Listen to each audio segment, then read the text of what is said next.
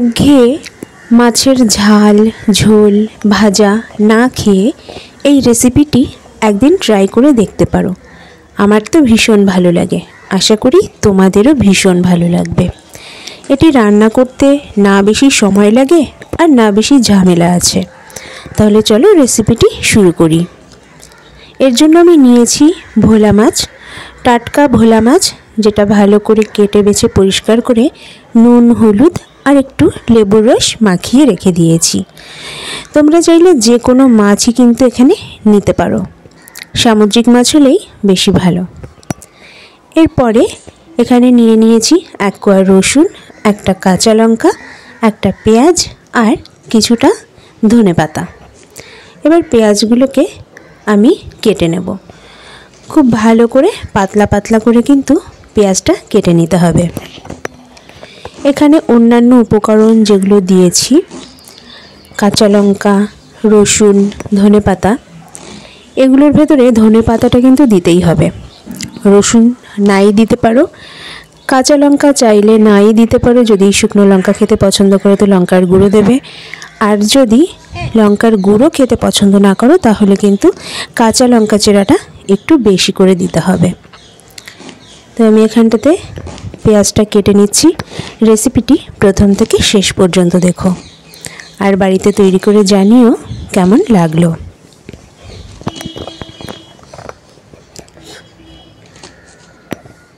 পেঁয়াজ কাটা হয়ে গেছে, 1 কোয়া রসুনও ভালো করে কুচি কুচি করে নিলাম।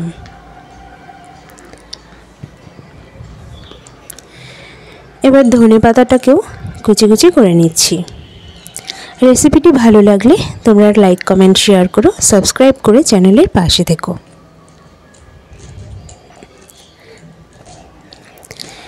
এই রেসিপিটি মূলত আমাদের বাড়িতে কলা পাতাতেই খাওয়া হয়, কিন্তু এখানে কলা পাতার বড় অভাব, তাই আমি ফয়েল পেপারেই এই রেসিপিটি করে থাকি। তো তাতে কিন্তু টেস্টের খুব বেশি ফারাক হয় না, শুধুমাত্র কলা পাতার ওই স্মোকি ফ্লেভারটা মিস করি। একটা আলু দিয়ে দিচ্ছি, আলু কিন্তু মাস্ট এতে দিতেই হবে। অন্য সবজিও ব্যবহার করা যায়, কিন্তু আলুর মতো টেস্ট অন্য সবজিতে পাওয়া যাবে না। তো তার জন্য এখানে আলুই দিয়ে দিচ্ছি। আলুটা একটু মোটা মোটা করে ভাজা ভাজার মতো করে কেটে নিচ্ছি। খুব ছোট ছোট করে আলু কাটলে কিন্তু আলুকে আর পাওয়া যাবে না, মানে পুরো গলে যাবে। এরপরে আলুটা ভালো করে ধুয়ে নিচ্ছি, যতক্ষণ না পর্যন্ত পরিষ্কার জল বের হয় ততক্ষণ। আলুটা ধোয়া হয়ে গেছে, এবার বাকি মশলাগুলো দিয়ে দেব। প্রথমেই দিলাম কাঁচা লঙ্কা, কেটে রাখা কুচানো পেঁয়াজ, ধনেপাতা কুচি, আর এরপরে দেব শুকনো মশলাগুলো। শুকনো মশলার মধ্যে দিচ্ছি স্বাদ মতো নুন, পরিমাণ মতো হলুদ গুঁড়ো, আর যেমন ঝাল খেয়েছি সেরকমই লঙ্কা গুঁড়ো দেব। সব কিছুই কিন্তু 1 চামচ, ব্যাস, আর কোনো মশলার দরকার নেই। এবার দিয়ে দেব তেল। রান্নাটা সর্ষের তেলেই করতে হবে। এখানে আমি 1 চামচ তেল দিয়ে দিয়েছি। এখানে তেলটা কিন্তু সম্পূর্ণ নিজের হাতে, চাইলে একদম কম তেলেও কিন্তু এটা বানানো যেতে পারে। তারপরে ভালো করে হাত দিয়ে চটকে চটকে মেখে নিয়েছি। এখানে হাত দিয়ে মাখাটা কিন্তু ভীষণ গুরুত্বপূর্ণ। এরপরে ম্যারিনেট করা মাছ দুটোকে দিয়ে দিয়েছি। মাছটা দিয়েও আলুর সাথে ভালো করে মেখে নিচ্ছি। এই ম্যারিনেট করাটা রেখে দেবো প্রায় আধা ঘন্টা। এই দেখো এখানটাতে নিয়ে নিয়েছি ফয়েল পেপার। বলেছিলাম না কলা পাতার অভাবে ফয়েল পেপার ব্যবহার করছি, তো 2টো ফয়েল পেপার এখানে কেটে নিচ্ছি।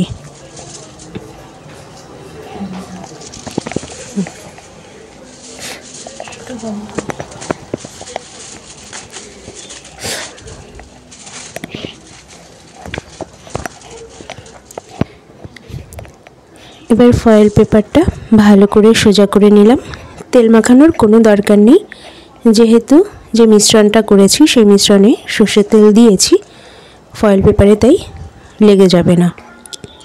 প্রথমেই মাছ বরাবর দিয়ে দিচ্ছি মাছ দুটোকে, আর তার চারপাশে দিয়ে দিলাম আলুগুলোকে।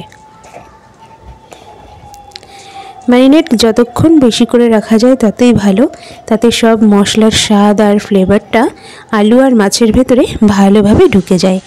এরপরে একটা কড়াতে দিয়ে দিলাম। প্রথমে 5 মিনিট একটু হাই ফ্লেমে জাল দিতে হবে,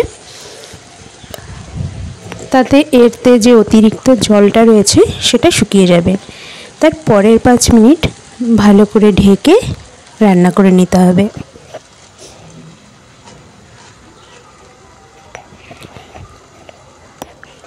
পাঁচ মিনিট পর ঢাকনাটা তুললাম,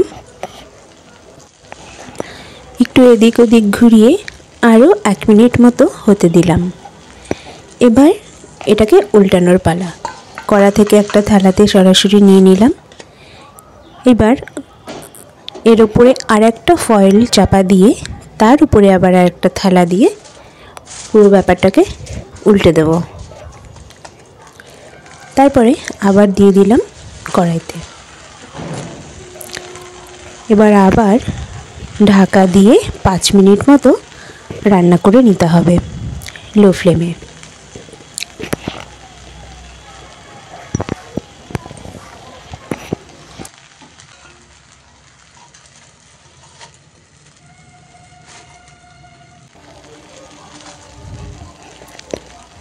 দেখো কত সুন্দর লাগছে দেখতে। মাছটা কিন্তু খুব ভালোভাবে সেদ্ধ হয়ে গেছে, আলুগুলো খুব ভালোভাবে সেদ্ধ হয়ে গেছে। একটু আঙুলে চেপে দেখাই আলুটা কতটা সফট হয়েছে। এটা কিন্তু খেতে ভীষণই টেস্টি হয়। এটাকে তো আমরা বাড়িতে মাছ পাতায় বলি, কিন্তু এখানে তো পাতা নেই। এখানে কি বলবো সেটা বুঝতে পারছি না, নামটা না হয় তোমরাই দিয়ে দিও। আজকের রেসিপি এই পর্যন্তই, দেখা হবে পরের ভিডিওতে।